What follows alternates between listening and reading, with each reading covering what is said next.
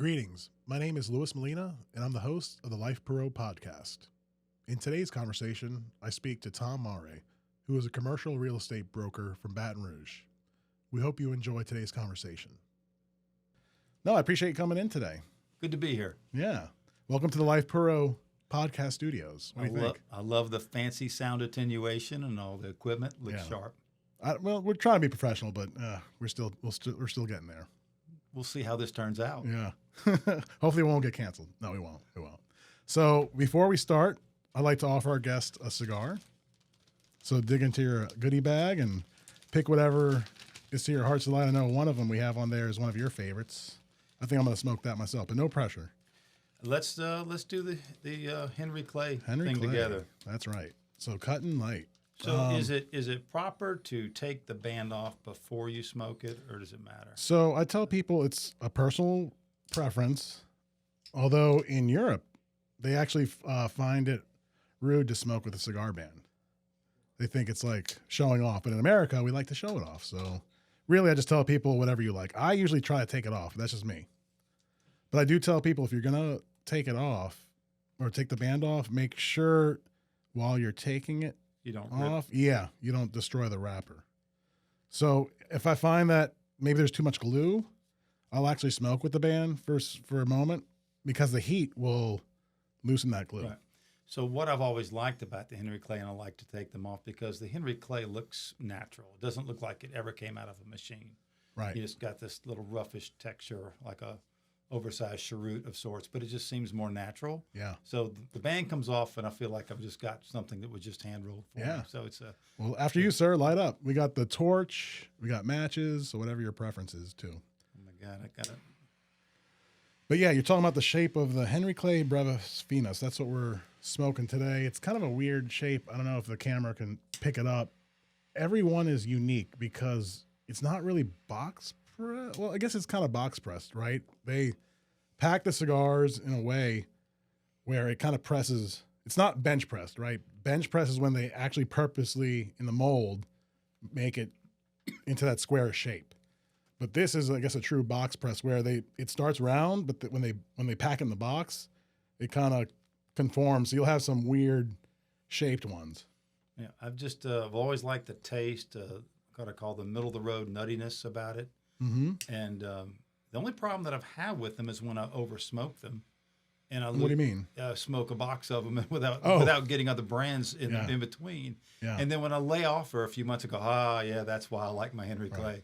And I just I haven't had one in a few months here now. So this reminds me about my first love, Henry Clay. My first, I guess my first go-to, buy the box cigar. So when did you start smoking cigars? I was in a vendor I worked with gave me a box for a gift one time, a box of cigars, and I had smoked with friends playing golf here and there. I wasn't a big smoker except for when I was 13 at Kenilworth Junior High, and I was being a little delinquent smoking cigarettes, somewhat, and I was really not into smoking anything until my late 30s, and just hanging out with friends playing golf or something like that, or a back patio, celebratory things like that.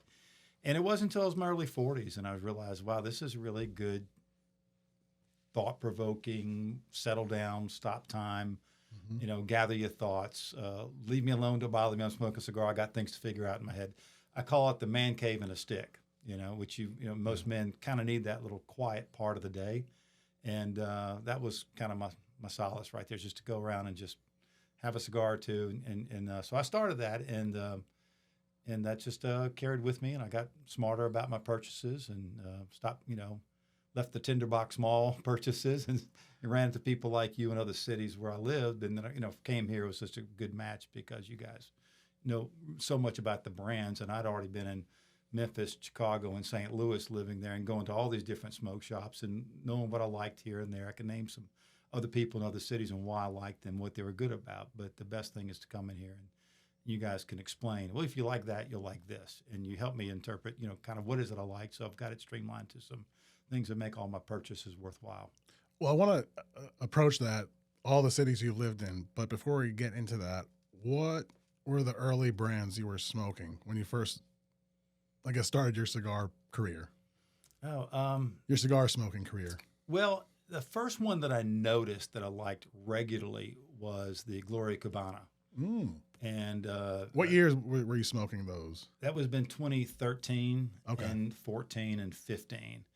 And I remember moving here and watching the Super Bowl when the Broncos when the Broncos beat the Panthers 24-10. I was watching it with my good friend, and I lit.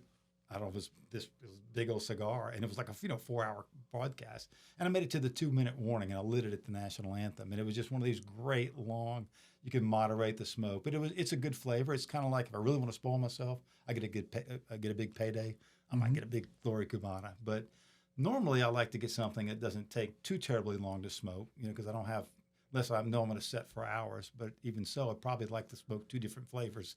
Yeah, you like a Toro format, huh? Like I do. A 6-inch? I do. Yeah. I don't like them too. You don't like the Robusto or the Petit Coronas? I don't like them too big. I don't want to get TMJ by having my jaw cracked open too much. I don't like them. I guess I like them skinnier. I love a Churchill every now and then, but if the Churchill doesn't pack the flavor, something like of this.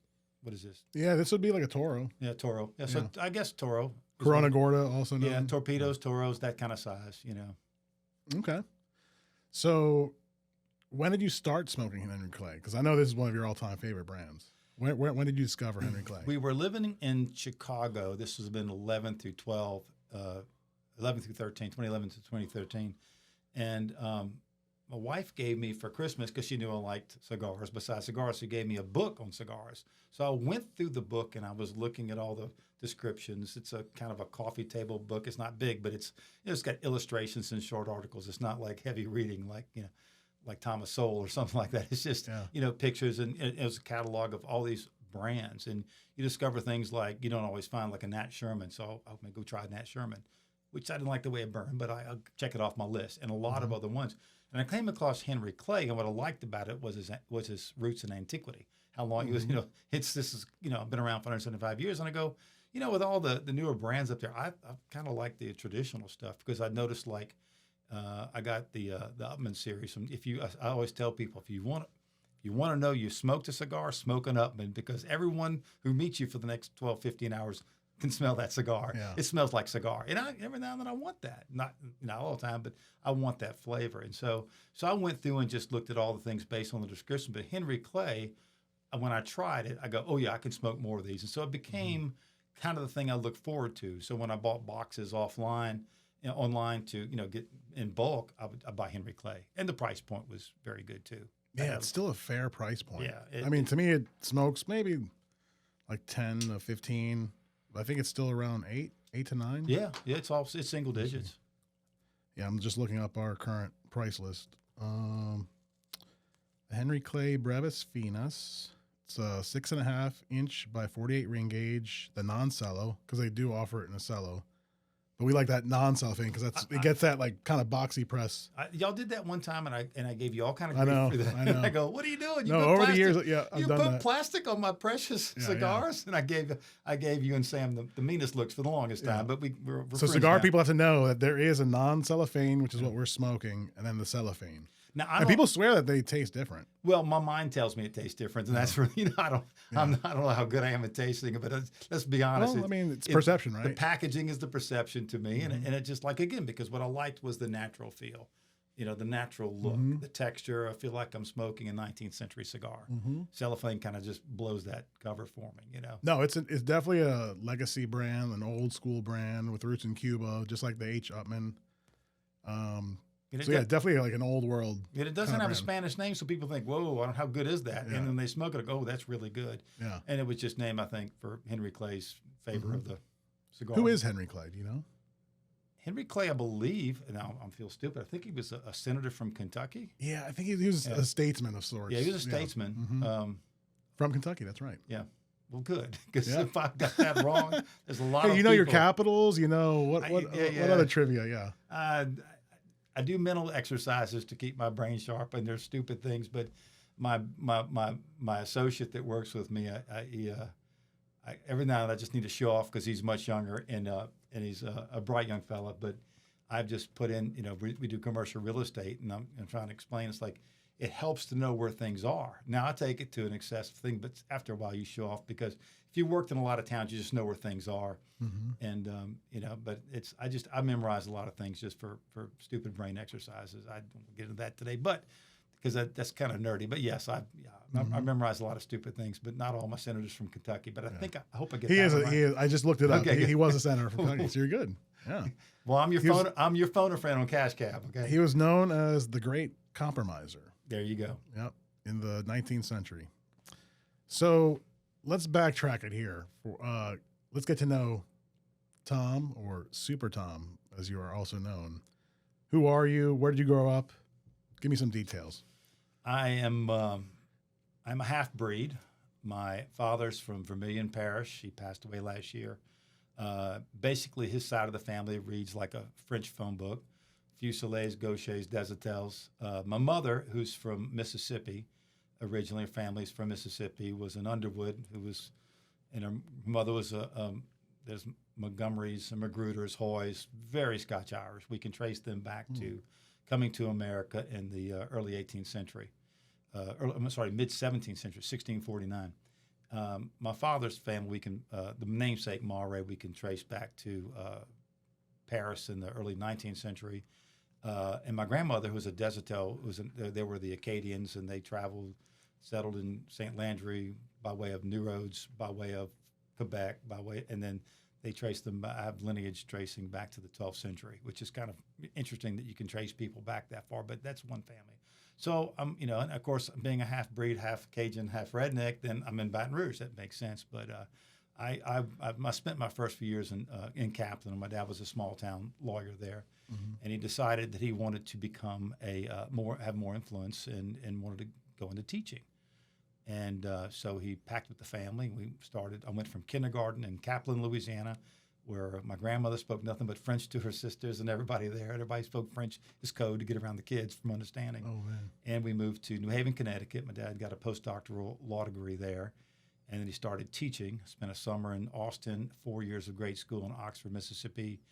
And he went to visit for a year in North Carolina, where he went to sixth grade. We were supposed to go back to Oxford, and he took a job with Paul Hebert, hired him at the LSU Law School, where we moved here. I started seventh grade, did Kenilworth, did 10th grade at Catholic High, finished up at Lee, and went to LSU like 13th grade, and then moved away when I was 24 to work in Jackson. And then it was right after college? Right after college. You went to work in Jackson? Went to work in Jackson, worked for a development company and did some property management for them. My degree was in construction management, so I was in the mid-'80s. I was just looking for something to do. And then I got a job with a company in New Orleans managing a lot of REO property that was repossessed by the bank. And so we're doing all kind of different things, a good exposure. And so I was in New Orleans until Katrina. And after Katrina, I got a job hired by McDonald's Corporation to do commercial real estate acquisitions. I interviewed originally for a construction job. They wanted to bring someone else back in the company. They liked me, but they had to give that place for that person. So they liked me so much, they said, well, you didn't interview for real estate. Would you like to do real estate? And I'm 43 going, heck yeah. And so arguably probably one of the best commercial absolutely. Real estate companies. Oh, yeah. That just happens to sell hamburgers, but they're really a real estate company, right? It's still family. I still use first person pronouns when I talk about McDonald's. I've left 8 years ago, but I was there for 10 years. And but I was in Memphis, and I was in charge of acquiring sites in the Memphis, Little Rock areas, West Tennessee, North Mississippi, most of Arkansas, and the Boot Heel of Missouri.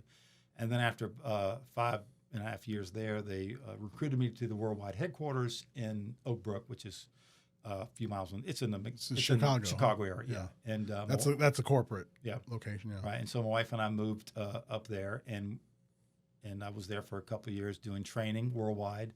I traveled some. I went to Tokyo for 2 weeks to do training with the Japanese real estate crews there. Whoa! But mostly, we held classes in the building called Hamburger U, and I did the real estate development for all the new hires, and they'd come for a week at a time, and we do a lot of online, which everybody was doing a couple of years ago. Yeah, right. We were doing by necessity to alleviate some of the travel, but a lot of people came there for capstone education, which is what I did. And so I got to go shoulder to shoulder with a lot of the people I trained around the country and traveled pretty much all corners of the country and I still have relationships with a lot of these people. So, and then I decided after 10 years they were trying to lighten the load, and they offered some packages, and I said, thank you very much. I've lived too far away from Boudin for too long. Right. I'm going to South Louisiana. You see, Max is going to come back. I want to go to Louisiana, and my wife, who's I met in Memphis and is from Illinois originally, had fallen in love with all our friends here, so much so that when she said, I want to settle. Our jobs are both very portable. Me in real estate and development. She's the risk manager now for the Lady of the Lake system. She was the risk manager for the Barnes Jewish Children's Hospital in St. Louis, and her trade, her experience in nursing and risk management and hospital quality controls, she could take it anywhere it's portable. So we had all the options to go different places, back to New Orleans where I lived, Memphis where we met, or Birmingham, Nashville, a lot of the places. She goes, I want to go to Baton Rouge. And I go, wow. And I never thought I'd want to come back to his hometown. I'd come here to visit it, but I don't live here. It's too small for me. But my parents were aging, and it was good that I got to be here with them for the last years of their lives. And my sisters are both now. One sister's been here for a while. One just moved back, and so we all kind of consolidated here, and that's been good. And I love Baton Rouge more than I ever thought I would when I left. And I just. Why is that? I mean, you had all these choices. Well, you chose Baton Rouge.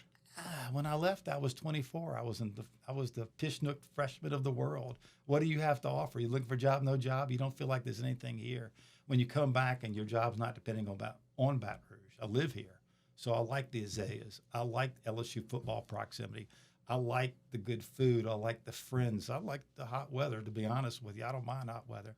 You know what's nice about the hot weather this time of year? The traffic is dead.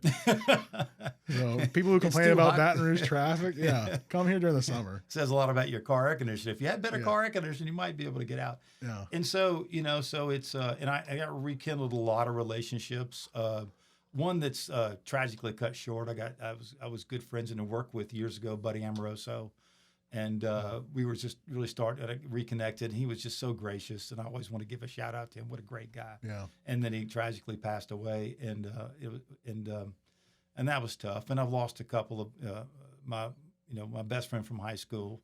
He passed away unexpectedly a few years ago, and that's in a lot of my parents' generation. I call them the oak trees of Baton Rouge. We used to, as younger people, we live under the shade of their cover, and just now there are just a few left from my parents' entourages that are there. A couple, I think I can count them on one hand, and I've been to too many funerals since I've been here. But other than that, it's been good reconnecting with people that you've known, and we have a supper club that we got together from friends from that we really were closer to, that my wife fell in love with those people, and that's why she wanted to move here. And there's no place I've lived in Jackson, Memphis, New Orleans, Chicago, St. Louis, everywhere near I-55, and all the crime capitals of America too. Oh, but there's no place like the people in Baton Rouge. I think Lafayette might give us a run for our money. Yeah. But just the willingness to become an instant friend and neighbor to people here it's infectious. And it's not that you don't have friendly people, because we've met some people in Chicago and St. Louis, but it's like people here will go out of your way to befriend you. And I was riding my bike the other day down Capitol Heights, and I was riding by a crawfish bowl out near the thing, and they were just begging me to stop by and eat crawfish. I don't know these people. Baton Rouge. Oh man. Yeah, that's Baton Rouge. So that's my journey. I've been back here now 8 years, and I ride my bike regularly through the neighborhoods. I live in the Old Goodwood, and I'll ride downtown to LSU and mostly through a lot through the Capitol Heights, Steel Place, Garden District, and I ride it all the time. It's a good way to see the town too. It never gets boring. Why? Yeah. I don't know. And you think I grew up here, learned how to drive a car here. It just never gets boring. And I think that sinks as an adult appreciating and having lived other places, you say, we got gold. And we do, Right. That's what I found when I moved here. I guess now it's been since 11 years. Being from Metairie, growing up in New Orleans, people back home ask me, how do you like Baton Rouge? And I tell them, I like it. It has its own identity, its own culture. The people are definitely part of it, part of that equation. And you have a lot of cultural overflow from New Orleans, especially since Katrina, kind of the North Shore effect. We're not devoid of good New Orleans culture. We're just a little more spread out. Yeah. But Baton Rouge definitely has this small town feeling, but it's a larger small town, if that makes sense. Yeah, it is. It is. Yeah. We're like a large Covington, I like to say. You have like that. Yeah. But we're also, on the edge of Cajun country too. And so I love them. We get a little bit of from Acadiana. I loved, you've seen My Fair Lady.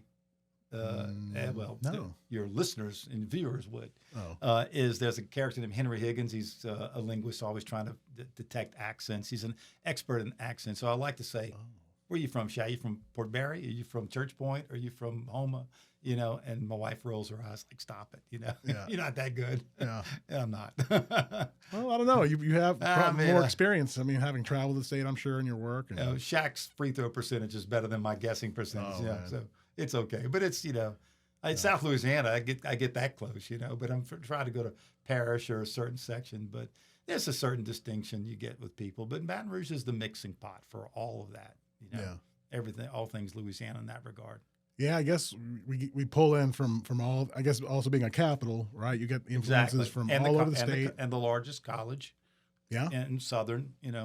So you have a lot of people from all over the state and beyond too coming in. So that's pretty cool. Yeah, New Orleans is like a melting pot port city, but Baton Rouge is a melting pot state city. State? Yeah, for the state. Yeah. It's a melting pot for the state. New Orleans is a typical port with all the different ethnicities, international flavor, and Baton Rouge has got all the state represented here. Yeah, and like for me, like the friction between New Orleans and Baton Rouge over the years, like I don't know, I just get kind of dismayed where I think both should celebrate that as well as Lafayette, even Lake Charles, Shreveport, Monroe, like each little city in this state has its own unique culture, its own island. I worked in downtown New Orleans for several years in the 90s. I was a bank, got my construction management degree working finally for me in the early 90s. And I worked for First Commerce Corp., which was the City National Bank parent company here. That's for old people. That's all the old banks with the slate roofs, like the Stabs restaurants was one. And there's one over there across from the French Truck on Government. Too rich of a bank for me, it sounds like. Huh? No, it was just Baton Rouge. And then I worked for Whitney Bank, and I was their first ever construction manager, developed a lot of the branches for them. Before I went out on my own, I did some work for Red River Bank and other small de novo banks in the state and other project management stuff before I got with McDonald's a few years later. But it was I forgot where we were going with this. We got to replay the tape. I know. The memories of Baton Rouge keep going. Anyway, when I was up here a lot, back and forth, doing projects all over the state, but my office was in downtown New Orleans, on Baronne, and on St. Charles, and those areas. And so I work with a guy who's now he's my de facto business partner. I'm a broker, and he's with another firm, but we share clients all the time because I worked with him at Whitney, and from 95 to 2000. His name is Michael Poe. And Michael's one of my, he graduated a year ahead of me, but from Jesuit. So I'd be down in his office, and all his old buddies would be coming by, and they'd introduce me, and they'd be talking, and they may have, did you go to Brother Martin, Holy Cross? Where'd you go? And I go, oh no, man, I'm just public school trash from Baton Rouge. And they look back like, oh, I didn't mean that. I go, I'm messing with you. I knew you're thinking it. No, that's still very relevant today in New Orleans. Like when people meet each other, usually the first question that they'll ask is, what high school did you attend? Well, we do it here, but you have to understand, prior to the busing overhaul in 1980, after the 1982 school year, 81-82 school year, I graduated from Lee in 80. So back then you had private schools, you had Episcopal, and you had Catholic, and you had the Academy, and you had Redemptorist, and I think you might have had Central Private, but it was very small. And I think that, and U-High, however you want to classify that. I wasn't good enough to get in U-High, but my mom graduated from U-High. Why couldn't it be a legacy? But I loved the guys that had graduated with Lehigh. It was just an incredible group. But back then, that was the norm in Baton Rouge. It wasn't the norm at that time in New Orleans, where the private schools were still as dominant then as they are now. If you had the means, you sent your kids to a private school. And in Baton Rouge, like, what's wrong with Tara? What's wrong with Lee? You go there. And they were good schools. I mean, I went to Catholic High for 1 year, and it was, I realized that my education was really up to me in my own discipline anyway, because the resources are there. You know, it might have more distractions or less of a stick to beat you along to hurry up, make sure you do perform. But in the end of the day, you can get whatever you. Had some really good teachers at Lehigh, so really, really good ones. And so it was just, that's the culture though, because at that time, you know, it was like, where'd you go to school at? And it's like, oh, public school. Oh, you know. Oh man. Yes, my probation officer says I'm doing okay. You know, Yeah. I mean, I don't know what the perception was, but you know, that was the funny part. And but I loved it because I loved living in New Orleans. I lived in Lakeview, even, you know, take the bus downtown regularly for a while, and you know, parked in the, you know, amongst all the tall buildings, very urban setting that not a lot of people here in Baton Rouge have to experience on the day-to-day commute now. So how much damage did your house get in Katrina? Because you were in Lakeview, right? The heart of where the flooding. Lakeview is a French word for levee break, and that's where I live. No, I remember getting my flood insurance when I bought my house in 1992, and my insurance agent goes, "Oh, your house is really high." I said, "The floor elevation is 21 inches below sea level, 1.75 or 6 inches feet below sea level." And he goes, "That's high for Lakeview." I go, "What?" And of course, yeah, so I got about 5 feet of water in my house. So my house was elevated about 3.5, 4 feet above the grade around my house. So it was significant. My house was not too far from Veterans, so I really wasn't even the lower part. You know, I had a friend of mine from church, Danny Werfel, played ball for Heisman Trophy winner, and his house was on Fillmore level, which is further the lake. And his house, he got water above the gutter. You know, so there's a significant dip. The lowest spot really is Fillmore, if you took that street across. So I was high, but my house was a total loss, you know. And then you have, I had wind damage, and, you know, I don't like to talk about this too much, but what happened to me in Katrina was a complete salvation of me financially, spiritually, emotionally, mentally. And I moved to Baton Rouge with a new job in hand to move to Memphis anyway. So after New Orleans was to Memphis. All I had to move to Memphis with was a check for insurance, and I started my life over and had a good time. You know, it was a great place for me because I went to grade school in Oxford. I grew up watching Memphis TV in grade school. My father's from Arca-Butler, which is a town just on the bluff, just 25 miles south of Memphis. So the culture was definitely new to me, but I knew a handful of people at the most. But it was a great experience. Loved the town, really did. I lived downtown in condos, and then I lived in the Garden District, the old Garden District, not on the edge of downtown, kind of like Garden District here, similar, you know, proximity away from the buildings downtown. And but yeah, so I got a house I was going to try and sell and get rid of anyway, and it just tearing it down and selling the lot. But fortunately for me, it coincided with the decision 11 days early to accept the job, 11 days before Katrina moved. So a lot of people, I don't know anyone else who had such a windfall that I do, and it's not bragging. I mean, this is by the grace of God. I'd like to say, yeah, I didn't do anything good for myself. God pretty much rescued me from, you know, where I was in my life at that point, and it was just it was good for me, and not good for anyone else I know, you know, because it was tough. But what's really surprised me about the town is how strong, like, Lakeview came back. I can't afford a house there now. Yeah, it's crazy. Like, it is. Like you could get property there real cheap right after Katrina, but man, if you held out, like that property, like how much has it increased? I don't want to talk about that because I didn't hold out. Oh, yeah. Well, I wanted to invest in a condo in Memphis, which I got on it was a pre-foreclosure sale from the bank. So I flipped the value of that money on a deal up there instead of waiting for a deal to grow. I didn't think it would come back like it did. Not Lakeview, you know, but the money in that part of town is ridiculous. I was there Sunday night.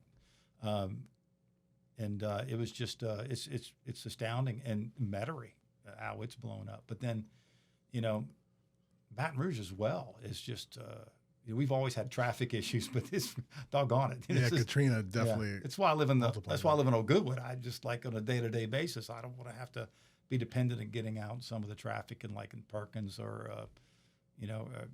Highland Road and track on in. It's just, you know, I have escape routes to get here. Yeah, Goodwood is it's a pretty convenient location, right? And pick a place to live in Baton Rouge. Yeah, and houses have been, torn down and rebuilt. I tore down a 1930s house and rebuilt. I bought it for the lot, of course. The house was boarded up when I got it. But there are a lot of houses, kind of like South Downs. It's South Downs. I love the location across the street. It's I think that's one of the more ideal places for a location in towns to be in South Downs. Do you think your experience in commercial real estate has helped you out with like residential real estate research? I guess it doesn't really transfer, huh? No, it does. I've always been a map nerd. I've always been the guy trying to, in the back seat with my parents driving, I'm trying to figure out exactly where we are. It's just what I do. It's my little nerd thing, you might call it. I have a friend of mine, and a customer of yours, Michael Newman. We were in 8th grade, and I was looking at this Louisiana, map of Louisiana. I was always staring at the big U.S. Department of Transportation. And I remember we were 13 years old, Miss Hall's Louisiana history class. He goes, Tommy Maraist, you in love with that map, And I go, man. Yeah, And so I've always wanted to know where things were, and so when I worked for McDonald's, we did a deeper dive in the GIS, reports for looking at all the data and the tools they had to learn demography and give me insight into that, like that whole process, like the science of commercial real estate. Well, the science of commercial real estate is a couple things. I'll use this. It's you want to find where the value of the real estate is because of where the people are in relation to the value and the use of that land. That sounds like I just read out a book. I just said that.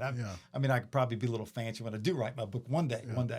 And it's basically is why is a building here and why does it do well? Why does a business here and it not do well? And the way in my own words, I come up with this real estate is two things. It's convenience or it's a destination. Okay. And it's a sliding scale. So, for example, McDonald's does not allow themselves to be calculated as a destination. So all the real estate evaluation is purely on, is it convenient or not? Now, do people choose it to be a destination? Sure, mom with the Playland, that's their destination. Some people are McDonald's addicts and they've got to have that. That's a destination. And they'll, whether it's conveniently on that main corner or not, they'll go find a McDonald's. I did another development years later, for example, the Pet Suites over here on Perkins Road. I was working with a developer, and I had the relationship with the head of real estate at the time, Mac Johnson, out of Kentucky. He knows who Henry Clay is, and they're based out. The company's Pet Suites is. I saw that location. Yeah, they're based out. Well, that's one of the top 3 in the country. What? And I picked it. I know. Unlucky me. And so I looked at we went and studied a lot of the locations up in Cincinnati and Lexington area and studied other places. They didn't have a lot there, but I realized that if they could back up to a road with a sign or could be seen, they can get that passive advertising. People knew they were there. But see, people riding down the road, they say, oh, McDonald's, I'm hungry. I'm going to pull in because it's convenient. That's a sale. No one says, oh, there's Pet Suites. You know what? Hey, Bido, you're going to be boarded right now. Yeah. No, that's not an impulse. That's a decision.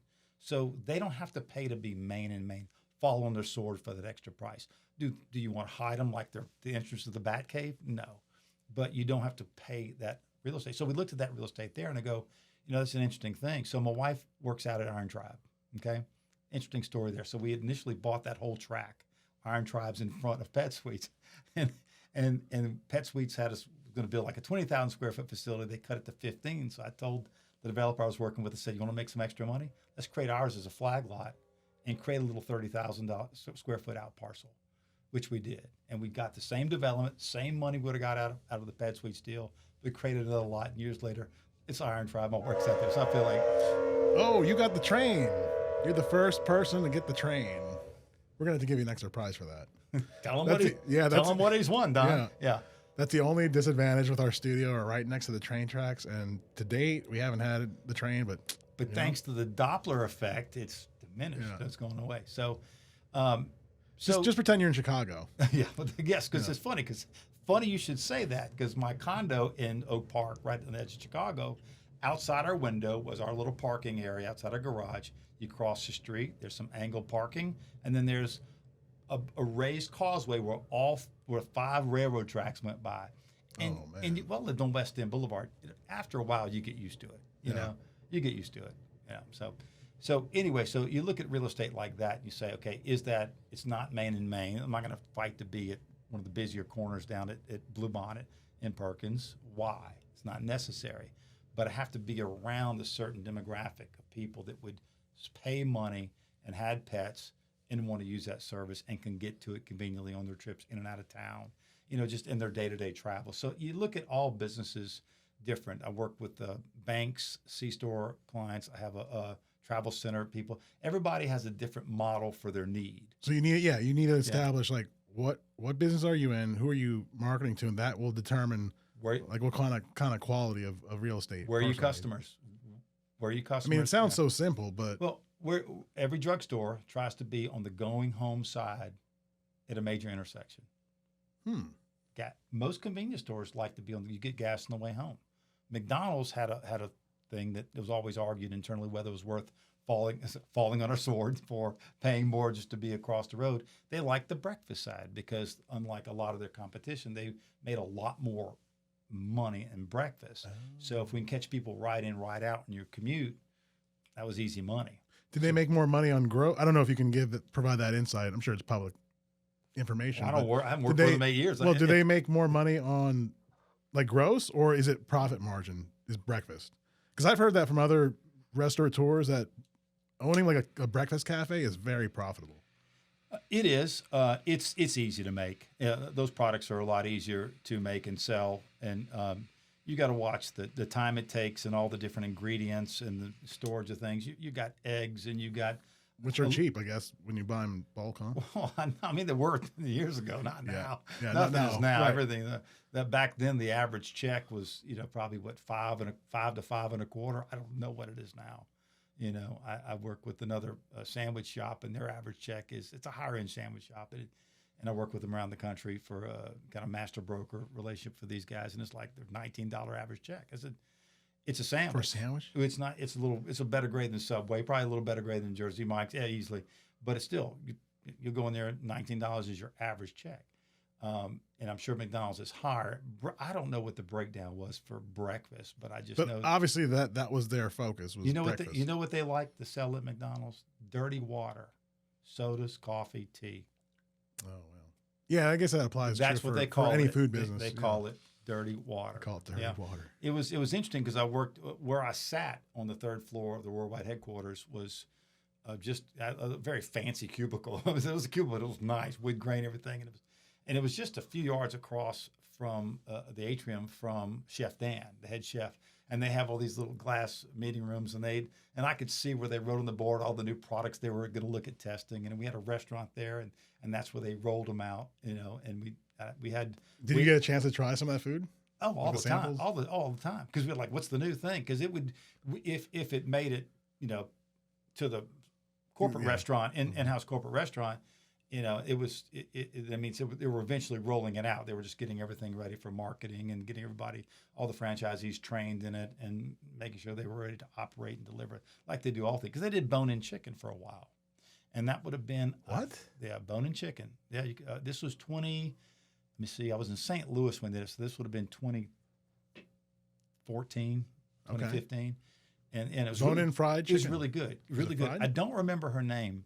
But there was a lady we were worldwide development. We worked with the construction and real estate and design and we supported everybody. It was about 25, 30 of us in a little place. But next to, the next section over was all the foodies, the food science people. And so I went and tried some of this chicken. I go, that's good. That's really, really good fried chicken. So I confronted, what's her name? Dorothy, I forget her, something like that. Real nice lady. And I remember meeting her and crossing around, and she was from Mississippi, I think Eupora, and she went to Mississippi State, which is a big ag school, food science school. And I went up to her and I go, "Your chicken's really good. Now, if you're going to tell me that you didn't get that recipe from your mom and them back in Webster County, Mississippi, I ain't going to believe you if you tell me you didn't." And she goes, "I might have." So did they ever? I guess they didn't roll it out. No. I bought some bone-in chicken when I was working in the St. Louis market. I remember getting some, and in that market then it was good. But the problem is now you got to greet people who are used to just doing chicken strips and fillets and stuff like that. No bone. Now you've just got a different product. and they got to. There's more to store. And the problem with it McDonald's just changes the whole logistics. A lot of times they're always double thinking, how much are we putting on our menus? Too much of an operational burden for the franchisees, you know. And I was in real estate. I kind of listen in. I'm not an expert, so if anybody says that's not exactly how it happened, like I was just eavesdropping most of the time. I was worried most about finding the optimal sites and where to put people. So I had loved doing that, and so basically, what I've been doing on my own for the last few years is I have my own brokerage, 7 South Commercial Real Estate. What's it called? 7 South, the number 7 and then South. Because, what does that mean? Well, after when Thomas Jefferson laid out a method for called a public land survey system, PLS, and that's basically how are we going to lay out the land so we can divvy it up as settlers go into the American West. And back then, the American West was the Appalachians to Mississippi River. And so they laid out sections, townships, and ranges, which is basically a township is a word for a row of 6 miles north-south from a certain fixed boundary. In this particular case, it's the 31st parallel, which is if you drive north of Natchez, when you get past St. Francisville and you get the sign that says "Welcome to Mississippi," that's the 31st parallel. Okay. Okay. Yeah. And so every 6 miles south of that, so that's the first one is Township 1 South, then 2 South, then 3 South, then 4 South.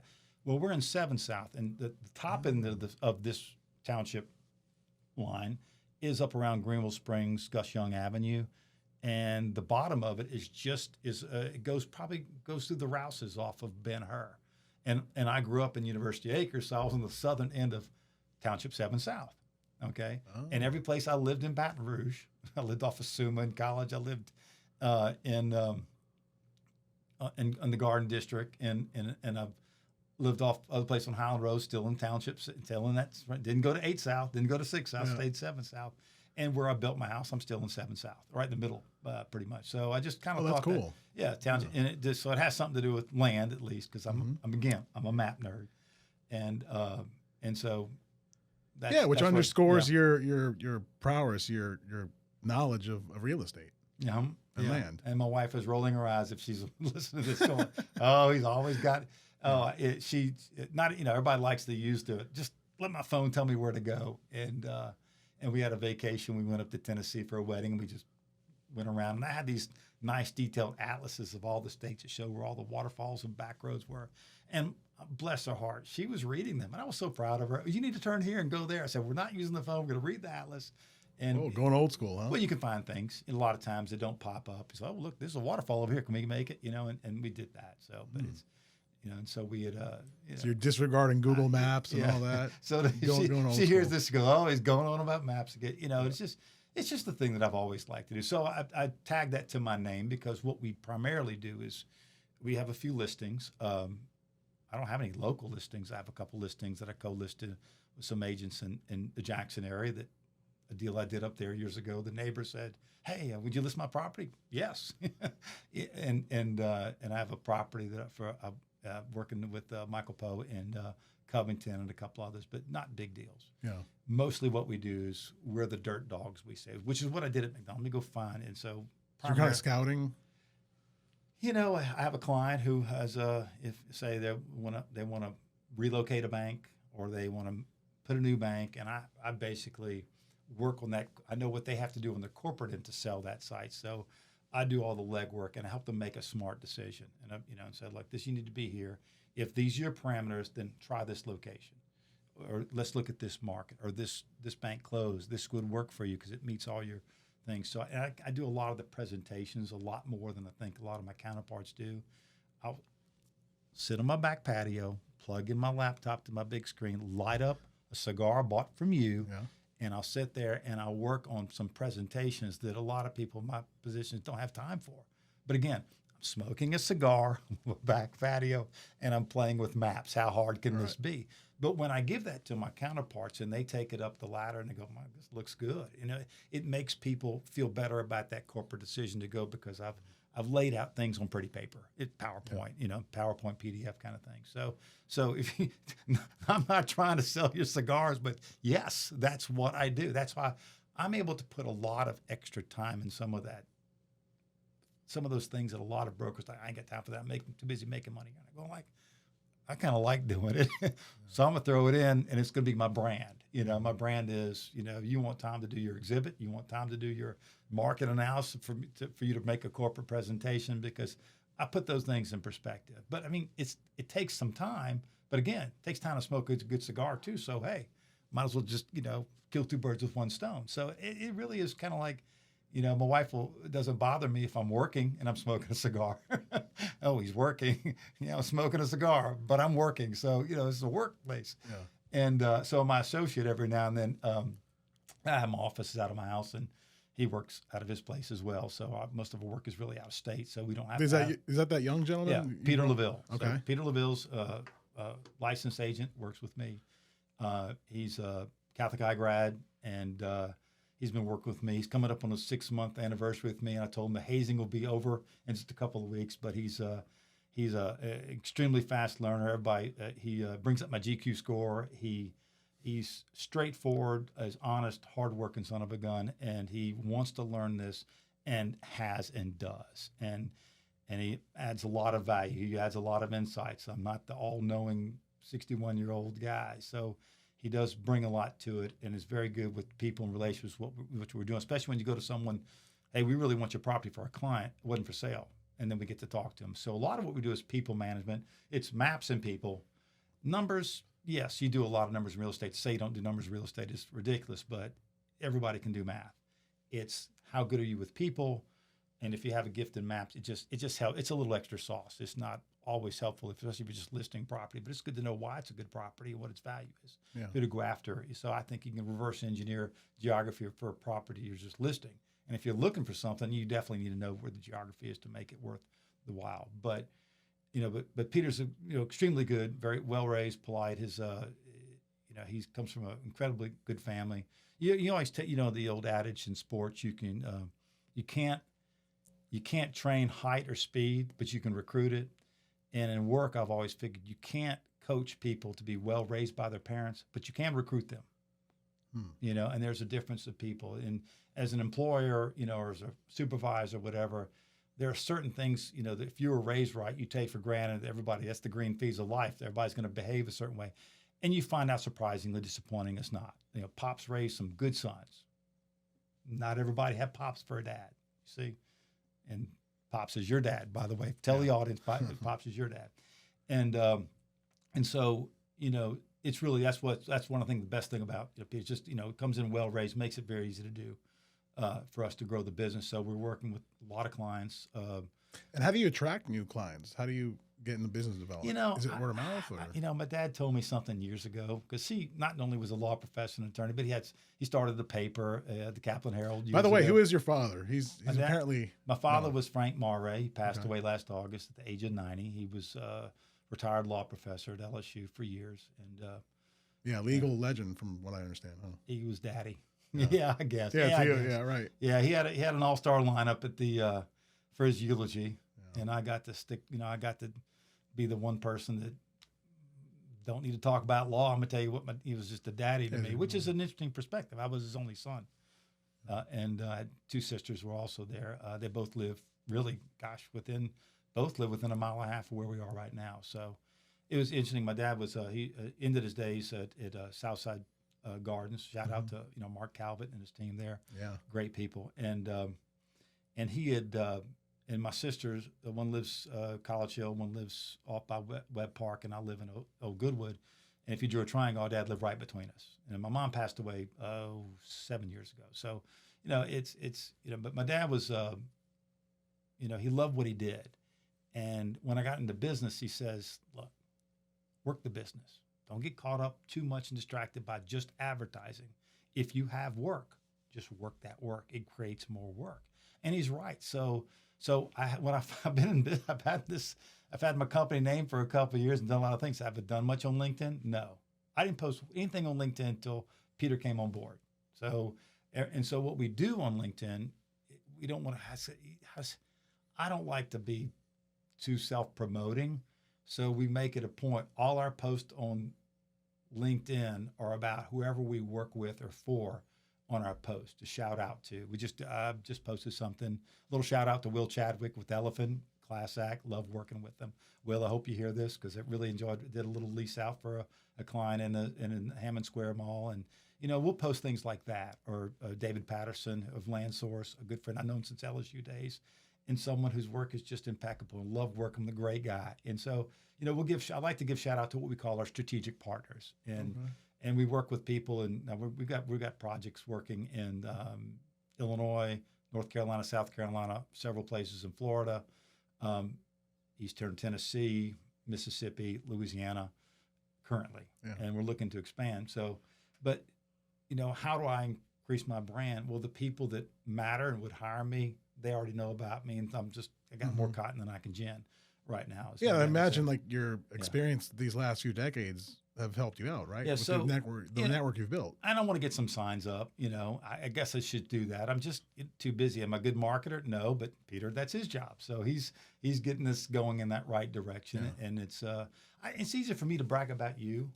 I'm asking because it's kind of similar to our operation. Well, we don't really spend on advertising. Well, here's my point. It's easier for me to you got to meet my friend Louis, the best. You got to buy a cigar there, than on myself. I feel like mom and dad are going to come pishnick me out of heaven for talking too much about myself and self promotion. Yeah. But I don't mind if you do it. Right. And so Peter, you do it. Yeah. and it's more genuine too. I think makes it easier for me. Yeah. Makes it third person, not first, which is easier for me. Who are some big clients you're working with right now? Can you say that? When I say big, I mean maybe like a chain or. I tell you why I don't like to say it, because if people know right off the bat, it compromises our negotiating factor. So, for example, in McDonald's, we had everybody wore the McDonald's pins or the McDonald's shirts, or the McDonald's watch. You carried the brand with you, not the real estate team. Oh, they got to be stealth, huh? Oh, we had to. If you were going into a meeting, because once they know you're McDonald's, the price went up. Yeah. So what you want at least to get the conversation started, and if you have to close the deal, tell them you're McDonald's, but at least you've already worked that price point to something more manageable than pie in the sky, like people would tend to do. And so a lot from my clients. So let's say they're a couple national, and the rest are state. And then I work with I do work with the Potbelly restaurants, and I do work with a lot of the franchisees, but that's not around here, and those in those outer states. And I've never heard of that. Potbelly. Potbelly's a sandwich shop started several decades ago in Chicago. So I was first introduced with my friends from McDonald's that I work with in the two of the smartest people I work with at McDonald's, and they did the GIS formats to make sure they were analyzing store performance and all the demographic models they use from those performances. They put it all together. It's way over my pay grade, but I engaged these guys a lot because I'm a nerd and they wanted my field experience. So one in particular, I'll give a shout out to Jed Klink, who's just incredibly.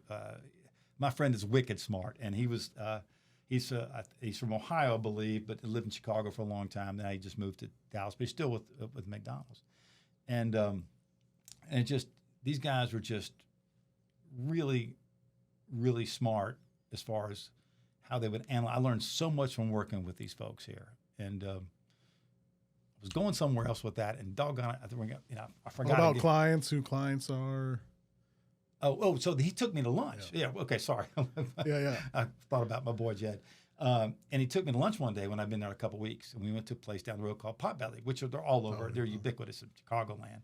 I never heard of them, but I tell you what I liked about them. I walk in the line, and the only potato chip brand they served was Zapp's. What? Oh, shout out to Gramercy. But you couldn't find Zapp's in any grocery store in town. So every time my wife and I would come, every now and then we'd stop. We'd take the drive down to Louisiana, which is 15 hours. So we'd stop in Memphis because we had a lot of friends there. We just moved from there. And then we'd go on down to Baton Rouge, and we made a few games even. Sometimes we'd fly. But when we drove, we packed that car up with Zapp's potato chips. Oh, nice. Yeah. We get What's your favorite flavor? Oh, regular.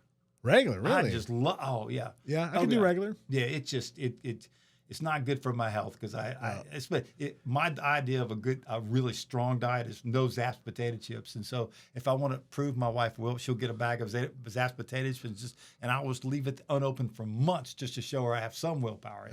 And it's tough because I can eat them like cotton candy, just keep on swallowing. But and we'd load up the ice chest with boudin andouille. I go to Jacobs and get some in Laplace. I go to Scott and get some best stop boudin, and all the things you can't find up there. Because in the Jewel Osco grocery stores in Chicago, it's just like the Rouses. There's like a little ethnic food section where you find things that we have in our house. We're like, really? We're in the ethnic. We're Cajuns. We're in the, Well, the best part about living all these places, to be honest with you, and if you come this is. People find out you're from Louisiana, and they look at you different. The lilt in their voice changes because they go, oh, wow, like you're from some exotic place. And I go, we're kind of, we're different. I like being different, but we're not, we're regular people. Still American, we still voted in the presidential elections. We're regular folk. And it's just kind of funny. So it's, I kind of, do I like my Louisiana roots? Well, it is what it is. But yeah, we have this state has so many things going for it that I think even the people don't appreciate it. Yeah. And having moved away, and my little sister, who's an attorney, Catherine Maraist Van Hook, she moved away right out of college. She went to Italy for a few years, and she was in Shreveport, then in D.C. for a while, and she worked. Then she moved here, and in the early 2000s, and has a couple kids, and lives over by Webb Park. And she told me this, very wise, just sharp as tack. My little sister's wicked smart, as I say. And she says, when I was going, it's good to get out of town. Then you can come back. And so I've been given that advice. And so having gone to Memphis, Chicago, and St. Louis, then I come back to Louisiana. I was away for 10 years from Louisiana, and I was away from Baton Rouge for 29 years. And you know what? I always tell young people, get out of town. Baton Rouge will always be home, always be here. But you won't really appreciate it as much until you go away. And you'll also discover things that we need to change. Bring back some of those best practices. There are a lot of good best practices, that's for sure. But we have, we got a lot of stuff. We got a lot of good things here that we take for granted. Absolutely. No, that's well said. So Potbelly was carrying Zaps. And they're very good sandwiches. They're incredibly good. I like the BLTA, which is bacon, lettuce, tomato, and avocado. Now, it's interesting because bread is important to us. And I remember running in St. Louis, there was a Cajun restaurant, and everything up, once you get north of everything Memphis north is sourdough. And other people, they love sourdough. But once you've had, French bread, real French bread from New Orleans, you're spoiled. That's why I like the pastime. They import the real French bread every morning. There's a difference. You like it. But so what they do is they have par-baked bread that they ship and refrigerate. And then when you order a sandwich, they finished toasting it. So all the sandwich toasted, and that bread taste is close to fresh as possible. I've not seen that in a restaurant used. And it's probably there. Subway's doesn't do that? I don't know. I think they bake it right there on the spot. Yeah, they bake it. Yeah. Okay. How far south is a Potbelly? The closest one that I know of, they're all over Houston, by the way. Okay. Yeah, they're all over Houston. And the closest one, if you went as far north, it's Goodman Road in South Haven, just south of Memphis. Okay. Yeah. You think they do well in Baton Rouge? I think they'll do better in Baton Rouge and the North Shore than will in New Orleans. Yeah, you got to compete with all the po' boy shops. Every grocery store that sells a slap your grandmother good po' boy. And I actually, I've actually had conversations with, some people looking at that, say, how you think it do? I said, to be honest with you, that's you got to know that's the your challenge, competition. But, I mean, like Red Lobster, how well do they do in New Orleans? Right. It's the same thing. There's so much seafood over here. Why would I go there? But a buddy of mine told me, I guess he remembers when like sushi restaurants were coming to New Orleans, I guess in the 80s or 90s. He thought, man, that'll never do well here because we have seafood. Why would that do well? But lo and behold, there's some great sushi operations. And there's a sweep of a lot of younger professionals from other places. I remember when I lived in New Orleans, I went to a church, Redeemer Presbyterian on St. Charles Avenue. A lot of people were from the South, Mississippi, Alabama, and they came in to spend years in New Orleans. It was like that was the place they wanted to live, you know, the Emerald City of sorts, you know. Yeah. So and so since Katrina, and you see a lot of there were, I remember it just being advertised like, please bring in some of this young professional talent, Silicon Valley type folks, you know. So the culture, if you ask a lot of, you know, you can ask your, you know, your brother who is Arturo, you know, Yeah, I can say his name. Yeah, yeah, Okay. yeah. Arturo, shout out to Arturo. And, you know, I'm sure he's being there the whole time has probably noticed it's, you know, what was that old newspaper cartoon, Vic and Natalie? Oh Yeah. yeah. Yeah. They We're ain't New dead. Orleanians, They ain't yeah. dead no more, you know? Yeah. And so a lot of that older New Orleans culture, it's gone out to the river parishes, gone to the North Shore. And a lot of the people, and especially in Orleans city limits and, you know, other nicer places, young professionals come in and they're not necessarily, they don't know where they got the shoes at. You know, Yeah. they're not as fast and cool as the people who grew up with the Jesuit Brother Martin, the Holy Cross, or people who grew up with traditionally knew who Mr. Bingle was. You know what I'm saying? And it's just to them, it's like the Tennessee Williams Adventure. I'm going to go to New Orleans. It's a big city. Enjoy a different culture from Birmingham or Nashville or Cincinnati or whatever. And but it's so yeah. So there's a big demand for a lot of that. More so than say the '90s. Yeah. Yeah. Yeah. Well, cool. Well, we're about to wrap it up. What do you think of this cigar? I forgot how good these are. These are so good. I don't smoke them often because we reserve them for you. You know. Yeah, let's see. The problem is that it became much just a go-to. I was boring, you know. I really like the Tatuays and the Tabernacle. Oh, that's my. Oh, You know. yeah. And so every now and I stumble across a brand, but what I really like to do is ask your staff and say, surprise me. Yeah. And what do you like? Well, I like this, this, and this. And they'll find something along those lines, and they'll come back. And there are so many that I didn't save the wrapper that I liked. I could slap myself because they're really good. Well, that's why we keep a profile for you and our customers. That's You right. can look it up. Oh, right. And I didn't answer your question. My profile's under what? Super Tom. Yeah. Super Tom. Shout out to Ray Neck, his whole family. That's all they call me. Emily Neck got married this weekend, and everybody in the whole entourage only knows me as Super Tom. Everybody, his family, his wife Amy, who teaches at the academy, they all, if I call them, they answer Super Tom. He gave me that nickname when we met our freshman year of college, and it just stuck. And so, but who's going to turn down a nickname like Super Tom? Yeah, you can't. I'm not going to fight him on that one. So, but Well, before we go to the final segment, I got to ask you about your shirt. And is there a connection yes, to Elvis? okay, yes. Or- So okay. this is 'Cause I wasn't familiar with the brand. no, it's a Lansky's where it's the clothier to the king, which was Elvis, where Elvis got his. Oh. So I when I grew up, Lansky? Lansky, Lansky. Okay. I get it from the store. There's a couple stores in Memphis, but the main one I like is in the Peabody, where the Ducks walk in downtown Memphis. Oh, yeah. It's right there. Well, I lived in a condo, and I used to just go out to walk and watch tourists on Beale Street in Memphis, you know, for exercise. And my son would live with me. We'd do that, and I got remarried. You know, my wife wanted to get something for me on Christmas and birthday, which is May 15th, which leaves you about 202 shopping days. Anyway, Okay. I don't know. But so it became a tradition. Patty and I celebrated our 15th anniversary, personal best, you know, in June 7th. But she every birthday and Christmas, I would get a shirt from Lansky's.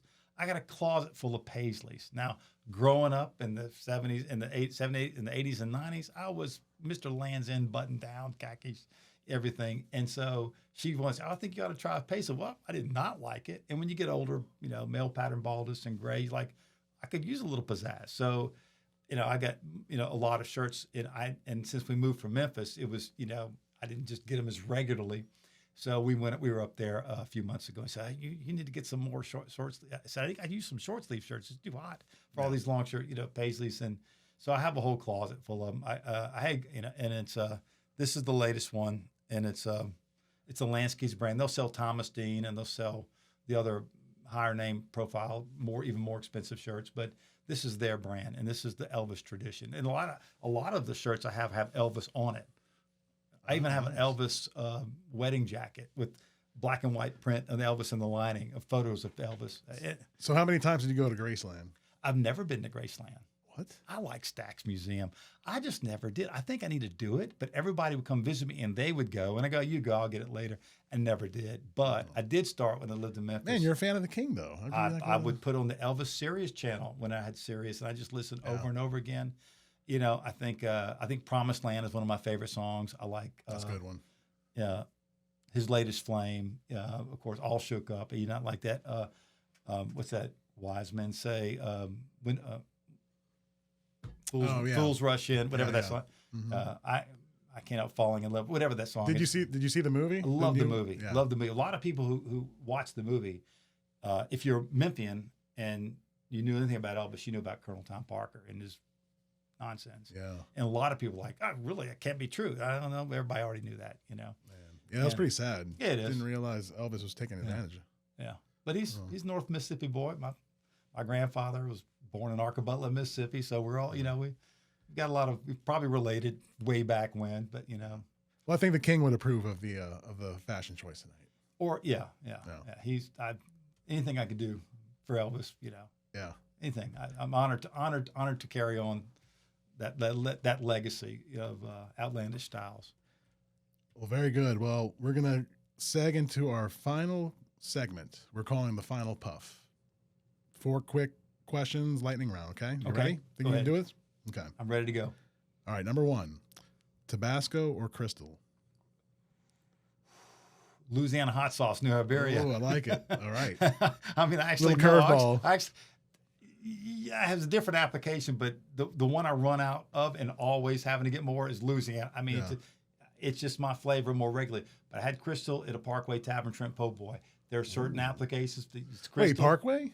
Yeah, Parkway Tavern. They do they only carry Crystal or do they have both?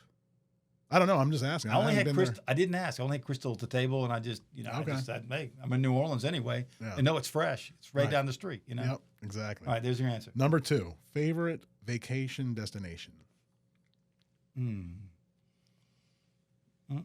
That's a good one. The Northwest, Seattle, Portland. Yeah. Okay. Yeah. All right. Number 3, the ideal person you would want to smoke a cigar with, alive or deceased?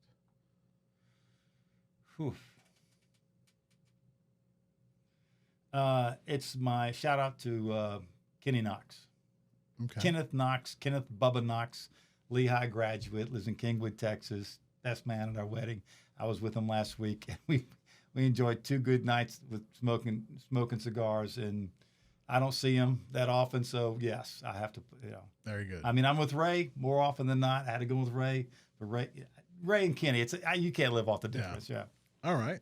And number 4, what's your desert island cigar? I probably have an idea, but Desert Island cigar. Yeah. Only one cigar. Oh, Tabernacle. Really? Tabernacle. Yeah. Okay, I would have thought Henry Clay. I don't treat myself. Tabernacles. I'd have to stick with the Tabernacle. Very good. Love it. You turned me on to that. Yeah, that's a great cigar. It's one of my favorite brands. Yeah. Well, that'll do it for tonight. Look, I want to thank you for coming out, giving us your insights, life lessons. I appreciate that. Thank you. Been a friend for several years now since I met you when I came here back in, I guess, 2015. So we're coming up on our 8-year friend anniversary, and thank you for wanting to know what I had to say. Well, I appreciate it, sir. Well, everyone, have a good night. Until the next cigar. Thank you. Thank you for tuning in today. We hope you found today's conversation insightful and entertaining. If you enjoyed this episode and want to discover more episodes, check us out at thelifepuro.com or any other major streaming platform. If you're interested about the cigars we smoked, you can visit us at shop.habanaport.com. Until the next cigar, thank you.